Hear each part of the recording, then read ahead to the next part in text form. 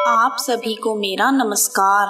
आज मैं आप सभी के समक्ष मंगल प्रदोष अथवा भोम प्रदोष व्रत की कथा, पूजा विधि और आरती प्रस्तुत कर रही हूँ। आइए शुरू करते हैं। प्रदोष का व्रत प्रत्येक मास की शुक्ल तथा कृष्ण दोनों पक्षों की त्रयोदशी को किया जाता है। इस दिन भगवान शिव तथा माँ पार्वती की पूजा की जाती है। इस व्रत को बहुत प्रभावशाली माना गया है। जो व्यक्ति प्रदोष का व्रत करते हैं, भगवान शिव स्वयं उसकी रक्षा करते हैं।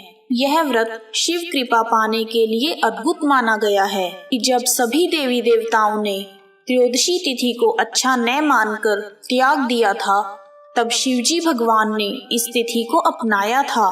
भगवान शिव त्रयोदशी के दिन व्रत रखने वाले भक्तों का हाथ हमेशा पकड़ कर रखते हैं।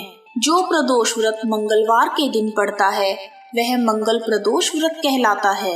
मंगल ग्रह का एक नाम भोम भी है और यही कारण है कि मंगल प्रदोष को भोम प्रदोष व्रत भी कहते हैं। इस व्रत को रखने वाले सभी भक्तों की स्वास्थ्य संबंधी समस्याएं दूर हो जाती हैं। भोम प्रदोष व्रत जीवन में समृद्धि लेकर आता है। इस दिन को कर्ज उतारने के लिए बड़ा ही श्रेष्ठ माना जाता है। भोम प्रदोष का व्रत कुंडली में चल रहे मांगलिक दोषों से छुटकारा पाने के लिए भी अति उत्तम माना गया है। आइए अब शुरू करते हैं मंगल प्रदोष अथवा भोम प्रदोष की व्रत कथा। एक बार एक बुढ़िया थी। वह अपने इकलौते बेटे मंगल के साथ रहती थी। वह प्रतिदिन हनुमान जी की पूजा किया करती थी। प्रत्येक मंगलवार को नियम पूर्वक व्रत रखकर वह बुढ़िया हनुमान जी का पूजन करती थी। उस दिन वह न तो घर को लीपती थी और ना ही मिट्टी खोदती थी। बुढ़िया माँ को व्रत करते हुए अनेकों दिन बीत गए। एक दिन हनुमान जी ने उस बुढ़िया की परीक्षा लेने की सोची। वह एक साधु का रूप धारण कर बुढ़िया के घर पहुँच गए। उन्होंने दरवाजे पर जोर जोर से बोलना शुरू कर दिया, यहाँ अगर कोई हनुमान भक्त है तो मेरी इच्छा को पूरा करे। साधु बाबा की आवाज सुनकर बुढ़िया माँ घर से बाहर आ गई और साधु से पूछने लगी, आपकी क्या इच्छा है साधु महाराज? इस पर साधु बाबा ने कहा, मैं बहुत भूखा हूँ, तुम मेरे लिए यहाँ जमीन लीप दो, मैं भोजन बनाकर खा लूंगा। इस पर बुढ़िया ने कहा, महाराज, लीपने खोदने के अलावा अगर और कोई काम हो तो अवश्य बताएं, मैं जरूर करूंगी। इस बात को सुनकर साधु ने बुढ़िया के हाथ में जल देकर 3 बार संकल्प करवाया कि जो भी वह कहेंगे बुढ़िया माँ को सब कुछ करना पड़ेगा। तो बुढ़िया माँ ने संकल्प कर लिया। तब साधु ने बुढ़िया से कहा कि अपने बेटे को बुला, मैं उसकी पीठ पर आग जलाकर भोजन बना लूंगा। तब बुढ़िया माँ बहुत दुखी हुई, परंतु वह संकल्प दे चुकी थी, इसलिए अपने दुखी मन से उसने अपने बेटे को आवाज लगाई और साधु बाबा के हवाले कर दिया। साधु बाबा ने कहा, बुढ़िया माँ, तूने ही तो इसकी पीठ पर आग जलानी है।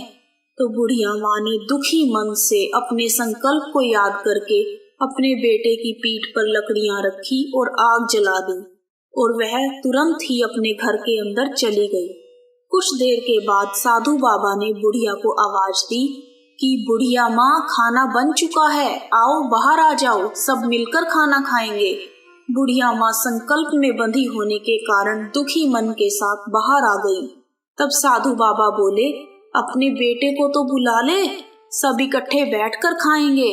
बुढ़िया माँ ने साधु बाबा से कहा, मेरे बेटे की पीठ पर आग जलाकर ही तो खाना बना है, मेरे मन को और दुखी ना करें, वह कहाँ से आएगा?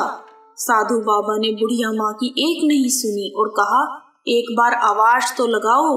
बुढ़िया माँ ने रोते बिलखते हुए अपने बेटे का नाम पुकारा और कहा, मंगल, आ जा बेटा, खाना खा ले।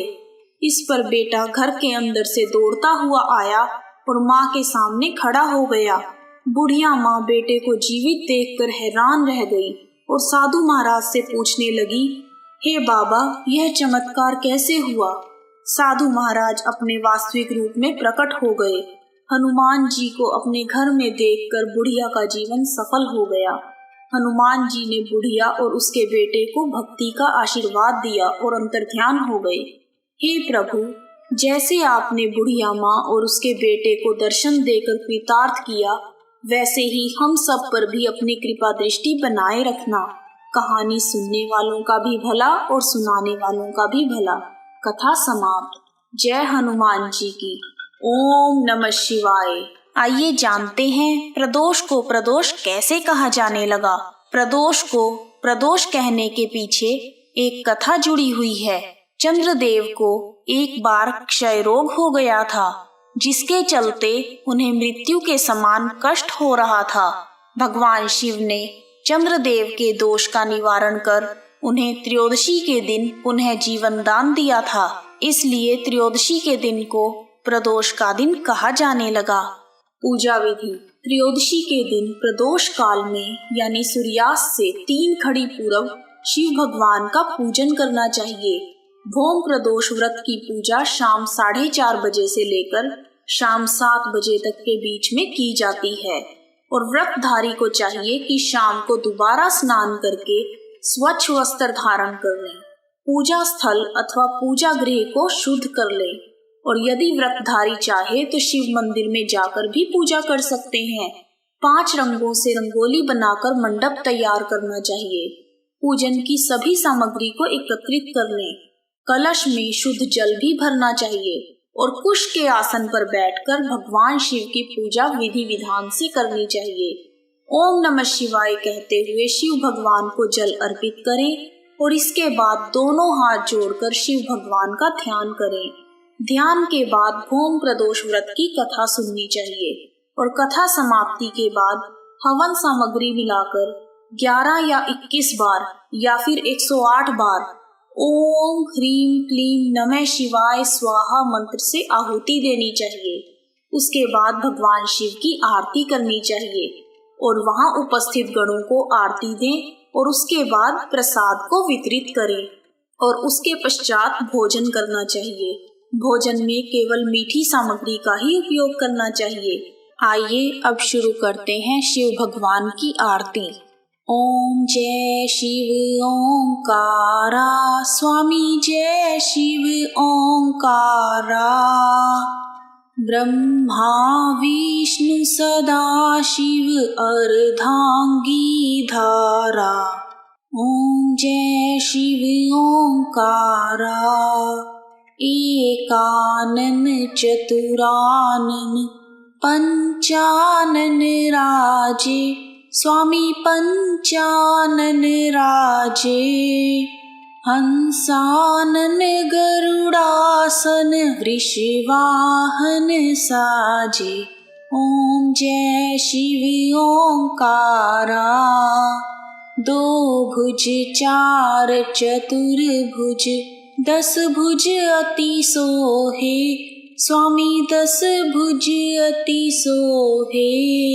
तीनों रूप निरखता त्रिभुवन मन मोहे, स्वामी जय शिव ओंकारा।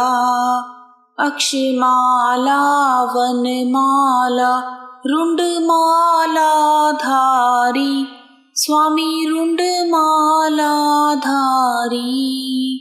चंदन मृग मद सोहे, भाले शुभकारी। ओम जय शिव ओंकारा। श्वेतांबर पीतांबर बाघांबर अंगे, शिवा बाघांबर अंगे। सनकादिक ब्रह्मादिक त्रेतादिक संगे। ओम जय शिव ओंकारा। कर के बीच कमंडल चक्र त्रिशूल धरता, स्वामी चक्र त्रिशूल धरता। जग करता जग हरता, जग पालन करता। ओम जय शिव ओंकारा। ब्रह्मा विष्णु सदा शिव जानत अविवेका, प्रणवाक्षर के मध्य यह तीनों एका। ओम जय शिव ओंकारा। त्रिगुण स्वामी जी की आरती जो कोई नर गावे, स्वामी जो कोई नर गावे। कहत शिवानंद स्वामी, कहत हरि हर स्वामी, मनवांछित फल पावे। ओम जय शिव ओंकारा। ओम जय शिव ओंकारा। भोले जय शिव ओंकारा। ओम नमः शिवाय।